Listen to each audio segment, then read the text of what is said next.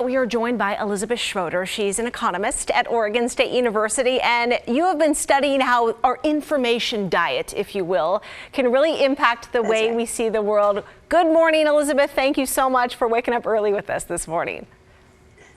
Good morning. Thank you for having me. Yeah. So if anything, this election shows how divided we are as a nation. I think we've all known that for a couple of years.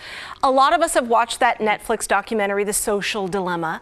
Can you explain how where we get our information has influenced this election? Yeah, Americans have seen an explosion of information available to them in recent years, along with an increasing number of sources to get information about politics, from internet news sites, social media, cable news. And one result of that has been an increasing number of partisan news outlets because people just enjoy hearing things that confirm what they already think and believe.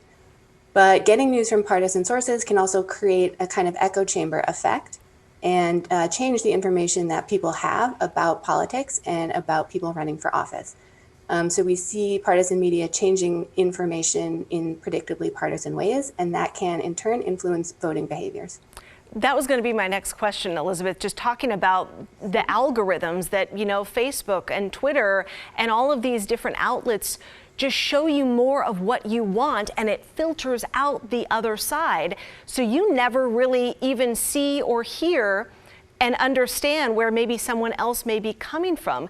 What are the ramifications of that? I mean, is that why we are so divided?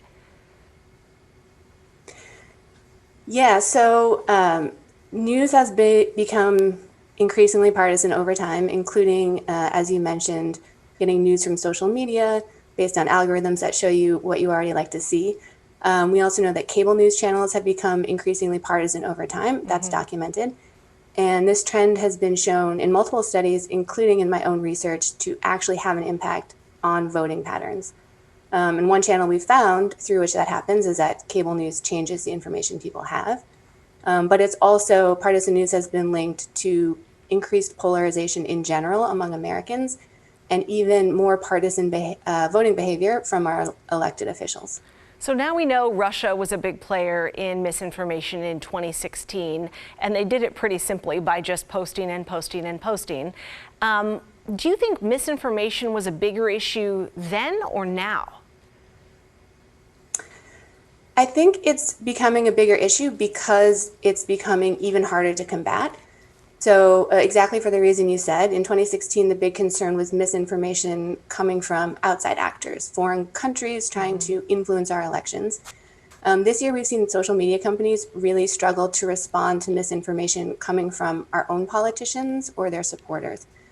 So you've seen major platforms and news outlets with plans in place this year to combat disinformation in case the election was too close to call on election night, trying to inform people that votes are still being counted, trying to flag any false claims about what are very normal vote counting procedures in the states, even if those claims come from the president himself. So I think the changing nature of misinformation.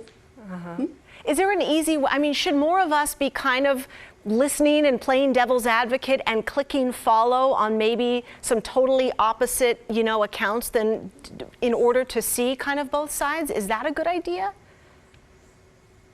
I think so. People, complain about the bias in media, but a lot of it has been shown to be demand driven, meaning that media is becoming more biased because we are choosing to consume biased media. So the more we can show demand for a diverse set of opinions, I think the more the problem will be helped. Fascinating. All right. Thank you so much for getting up. It is 5:50 in the morning. Thank you so much, economist Elizabeth Schroeder with Oregon State University, for giving us some perspective. We appreciate it.